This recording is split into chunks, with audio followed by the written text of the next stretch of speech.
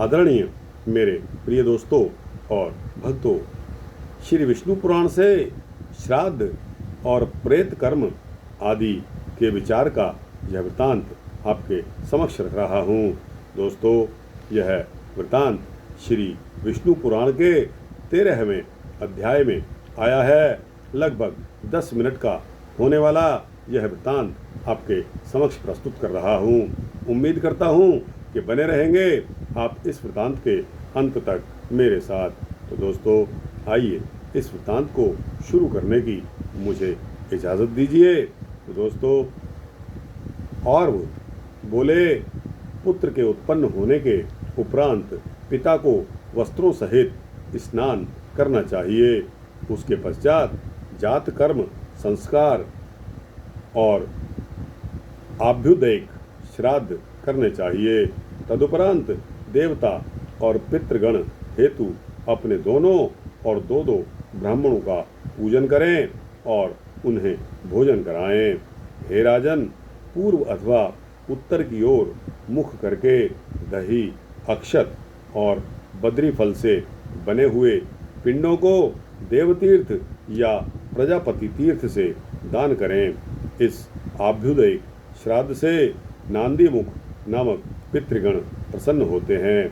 अतः सब प्रकार की अभिवृद्धि के समय पुरुषों को इसका अनुष्ठान करना चाहिए।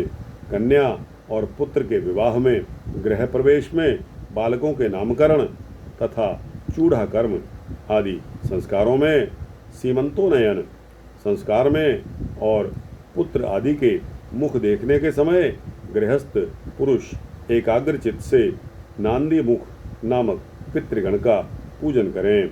हे राजन, आभ्युदयिक श्राद्ध में पितृपूजा के पश्चात अब मैं तुम्हें प्रेत क्रिया विधि बताता हूँ। इसको प्रेत क्रिया विधि को ध्यानपूर्वक सुने। बंधु बांधवों को चाहिए कि भली प्रकार स्नान कराने के अनंतर पुष्पमालाओं से विभूषित शव को गांव के बाहर दाह करें और फिर जलाशय में वस्त्र सहित स्नान कर दक्षिण मुख होकर यत्र तत्र स्थितायद मुकाय आदि वाक्य का उच्चारण करते हुए जलांजलि दें। तदनंतर गोधूली में समय तारामंडल के दिखने लगने पर ग्राम में प्रवेश करें और कटकर्म यानी कि अशौच कृत्य संपन्न करके पृथ्वी पर तृण आदि की सैया पर शयन करें। हे पृथ्वीपते, मृत पुरुष के लिए नित्य प्रति पृथ्वी पर पिंडदान करना चाहिए। और हे पुरुष श्रेष्ठ, केवल दिन के समय मांसहीन भात खाना चाहिए। अशोच काल में यदि ब्राह्मणों की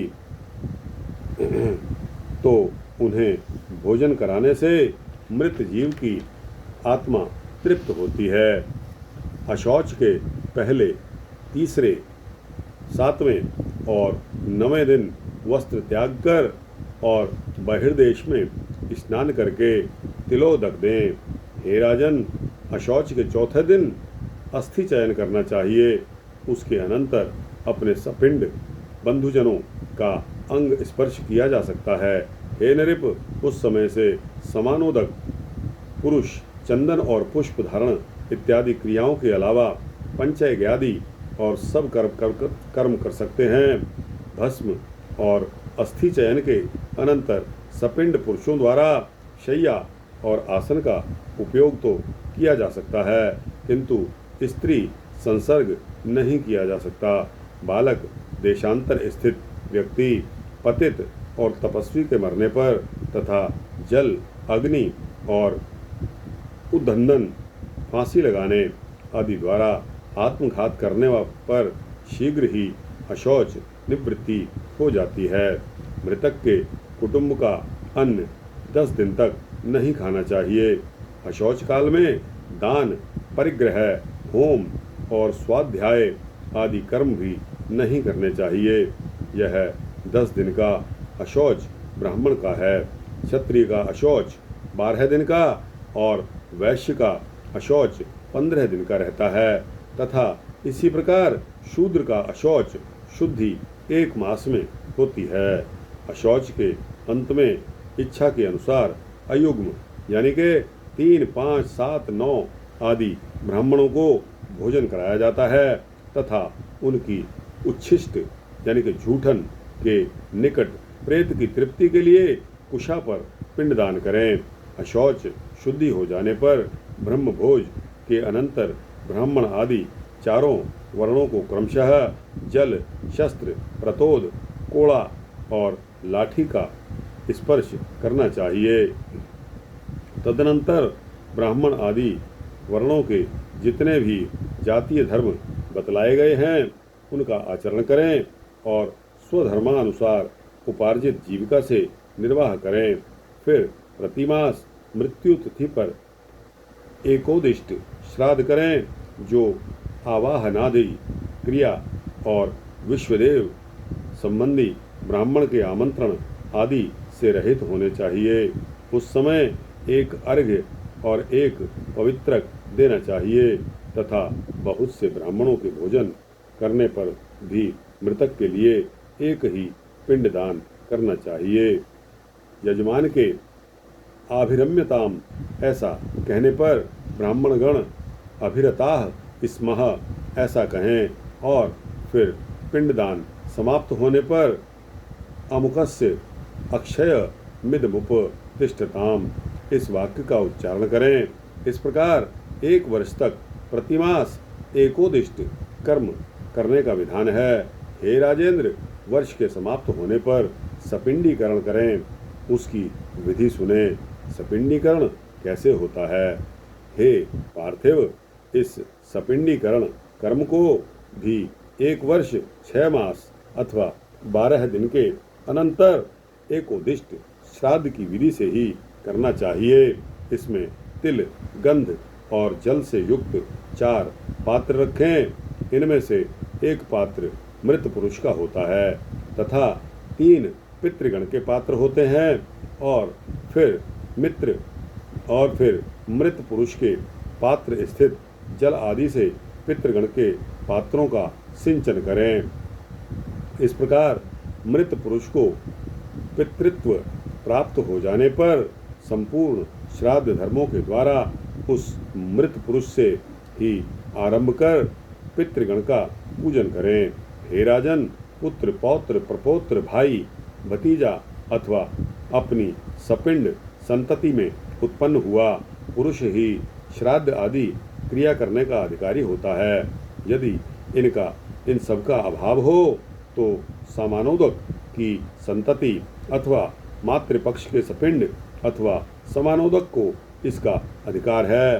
हे राजन, मातृकुल और पितृकुल दोनों के नष्ट हो जाने पर भी स्त्री ही इस क्रिया को करें अथवा यदि उस परिवार में स्त्री भी ना हो तो साथियों में से ही कोई इस क्रिया को कर सकता है या बांधवहीन मृतक के धन से राजा ही उसके संपूर्ण प्रेत कर्म को करे। संपूर्ण प्रेत कर्म 3 प्रकार के हैं: पूर्व कर्म, मध्यम कर्म तथा उत्तर कर्म। इनके पृथक पृथक लक्षण हैं। अब उनके बारे में सुनो। दाह से लेकर जल और शस्त्र आदि के स्पर्श पर्यंत जितने कर्म हैं उनको पूर्व कर्म कहते हैं तथा प्रत्येक मास में जो एकोदिष्ट श्राद्ध किया जाता है वह मध्यम कर्म कहलाता है। हे नृप, सपिंडीकरण के पश्चात मृतक व्यक्ति के पितृत्व को प्राप्त हो जाने पर जो पितृकर्म किए जाते हैं वे उत्तर कर्म कहलाते हैं। माता पिता सपिंड समानोदक समूह के लोग अथवा उसके धन के अधिकारी राजा पूर्व कर्म कर सकते हैं, किंतु उत्तर कर्म केवल पुत्र, दौहित्र आदि अथवा उनकी संतान को ही करना चाहिए। हे राजन, प्रतिवर्ष मरण दिन पर स्त्रियों का भी उत्तर कर्म एकोदिष्ट श्राद्ध की विधि से अवश्य करना चाहिए।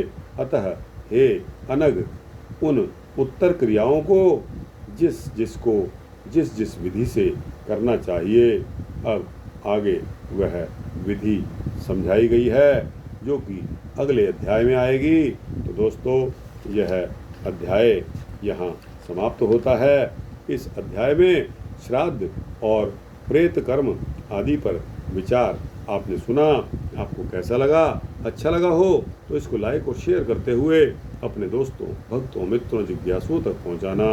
दोस्तों, कमेंट सेक्शन में कमेंट्स, अपनी राय, अपने विचार अवश्य दीजिए। आपके विचार मेरे लिए बहुमूल्य होते हैं। और दोस्तों, इस चैनल को अगर आप सब्सक्राइब कर देंगे तो आपको इसी तरह के सूक्ष्म भक्ति वृत्तांत मिलते रहेंगे। जय श्री हरि, जय श्री विष्णु हरि।